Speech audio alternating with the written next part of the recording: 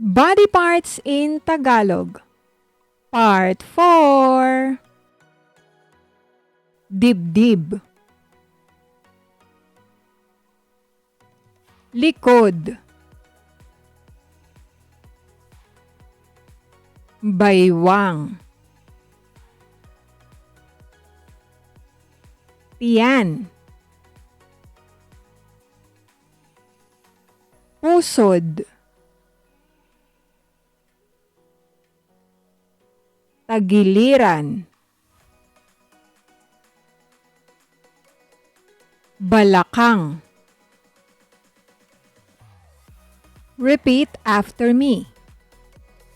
Dibdib. Likod. Baywang. Tiyan. Pusod. Tagiliran.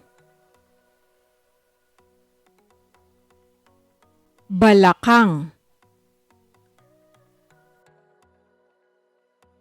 Now let's use these words in simple sentences. Repeat after me. Ito ang tiyan ko. Ito ang dibdib ko.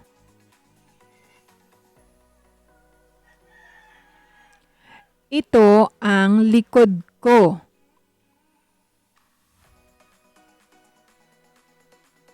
Ito ang baywang ko.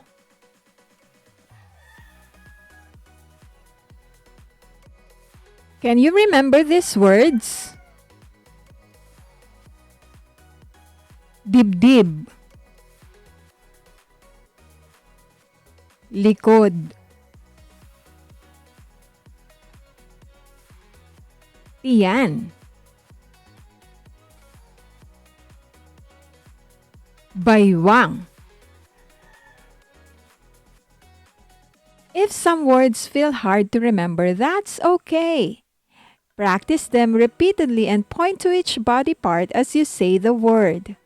You can always come back to this video whenever you need a review. That's it for today. Now you know some common torso body parts in Tagalog. Don't forget to like, subscribe, and comment what you'd like to learn next.